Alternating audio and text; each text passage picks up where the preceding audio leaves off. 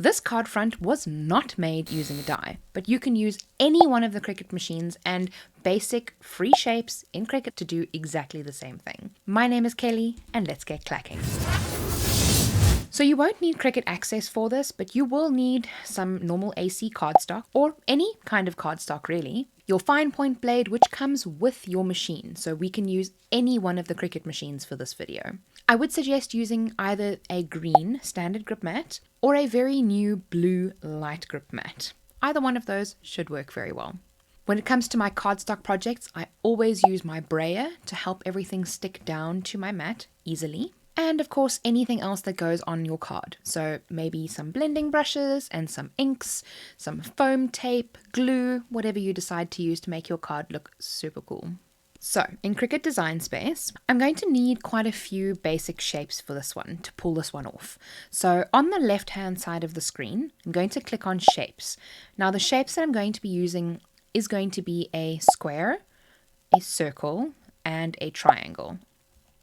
So I'm going to add each of those three to my canvas, as I'm going to use them all very shortly after one another.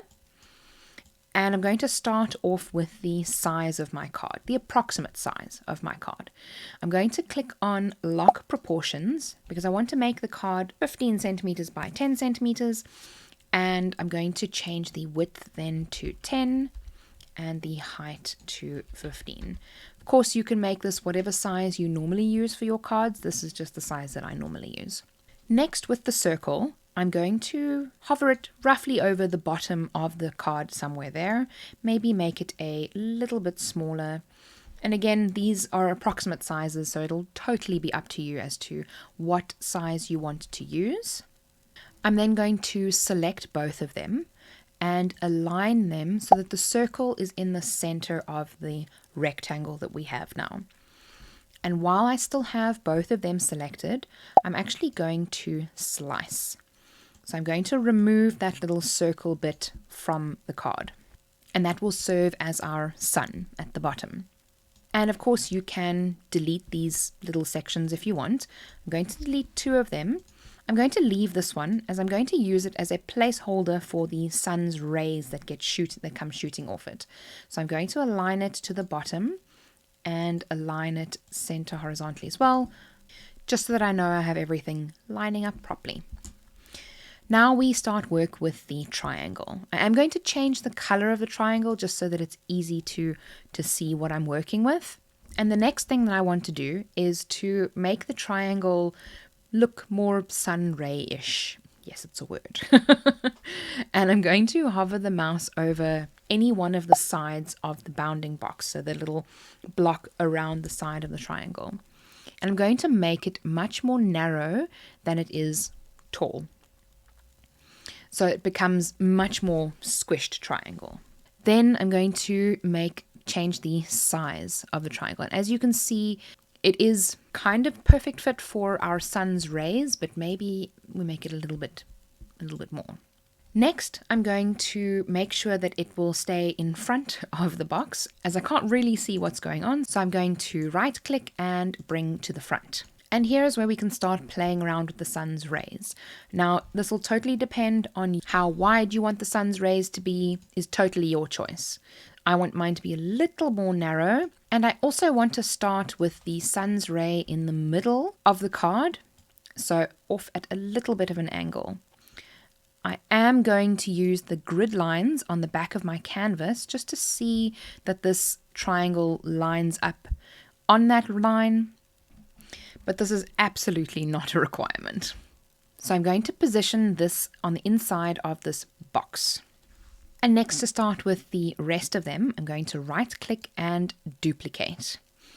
Move it to an approximate location of where I want it to be. And now is where we get to easily use the rotation function to make sure that they're all relatively evenly spaced.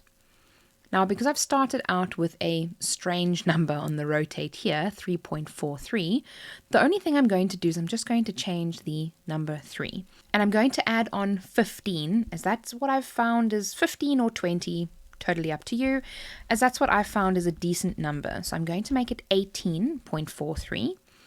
And I'm going to continue that until I have pretty much all of the sun rays that I want to have. So if you're not that good at maths like me, then, well, get out a calculator. Now that we have all of our sun's rays, the next part is to make sure that they're kind of all evenly lined up. And as you can see, I've got it close, but not quite. So I'm just going to zoom in at the bottom here and make sure that all of these little sections line up with each other and all end up on the same point. And again, this is absolutely not a requirement. It's just if you're a little bit pedantic like me and you like things to all be perfectly lined up, then this is a great way of making sure that it does. And the next step is very easy as well. We're going to select all of our little triangle pieces.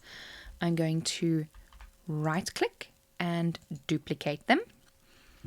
I'm going to click on flip horizontal so that we mirrored the one section to the other side, and we're going to line that up as well. Now, because we lined ours up in the middle, we are going to find that those two pieces are going to meet up in the middle, but this is by design. So the easiest way to get them to line up perfectly is to rotate this so that those two sections overlap exactly. So we're just going to hover them over each other, line them up, and overlap them. And if you want to, you can even create another line just on that side there. Another sunshine ray. Now that our ray of sunshine has basically been completed, the next step is to select all of these little yellow pieces. To select all of the yellow triangles, it's easiest to do this from the layers panel. And we're going to click combine and weld to make them all into one layer. So we now have one layer of these lining up. And here, if you want to, you can play around with the orientation of your rays. If you feel like you don't quite like it like that, you can rotate them a little bit, change it up, however you want your ray of sunshine to be. I'm quite happy with that rotation that I've just changed now. We never really needed that little circle in the middle, so I'm going to delete it. And I'm going to select both of those layers and I'm going to click slice. So now we can really start to see what our ray of sunshine card is going to look like. And I can actually use pretty much any one of these sections here. But I am going to be using the one with the thickest rays, so kind of the negative of the one that we've just created, because I want it to be the negative of the next section. So all of these little steps we can delete. I don't need those. And I'm going to add another square to my canvas. I'm going to make the sizing of this one 11 by 16 so that we have 1 centimeter or half a centimeter around the entirety of the card. I'm going to right click, send it to the back or send it backward so that I can see what I'm working with. Highlight both of them so that we have both layers selected. Align and center.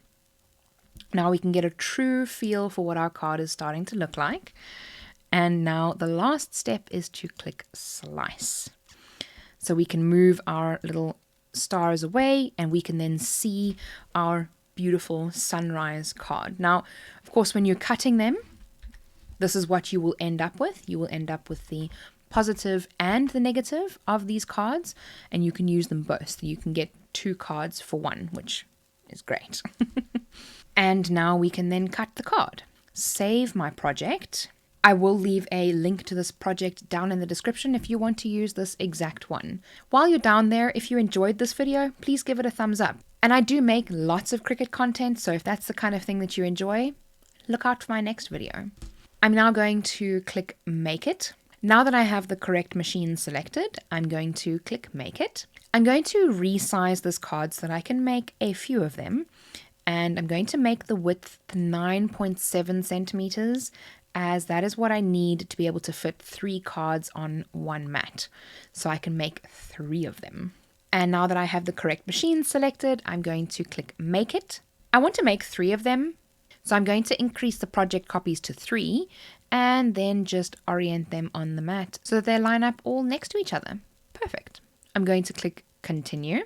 switch my machine on so that I can connect to it.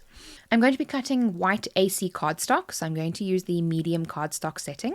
I'm going to load the cardstock onto my mat, and I always use my brayer to make sure that the cardstock is really stuck down.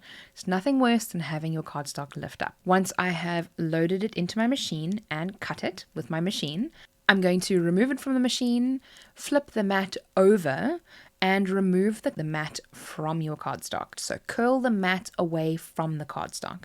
This stops your cardstock from bending and curling when you're pulling it off the mat if your mat is very sticky.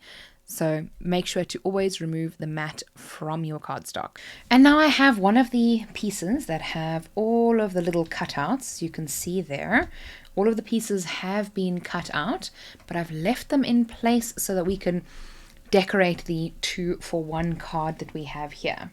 I'm going to be using some distress inks. I'm going to be using mustard seed, carved pumpkin, and abandoned coral for this one. So I'm going to put some dots on my glass mat, giving it a light spray of water, and using my blending brushes to create the kind of effect that I want. So I'm just going to be mixing the colors together and kind of creating an ombre type effect, using a little bit more of the orange the next time. This would work even better on one of those mats that has a slightly stickier backing. If you have one of those craft mats, lucky you. I don't. So I got to do it the hard way and just be very gentle. And the more times you go over your blending, the better your blending becomes. I'm using the same brush for all of the blending, being careful to not go from dark to light too quickly. And once we place these onto a blank card, they look incredible. And just as easily as that, you've now created 2 amazing cards for the price of 1, using only 1 template. Now, if that isn't a bargain, I don't know what is. But if you want to learn how to make advanced sentiments for your cards, check out this video on the screen. Thank you so much for being here. Don't forget to subscribe for more in the future. And remember, be kind to someone today. See you soon.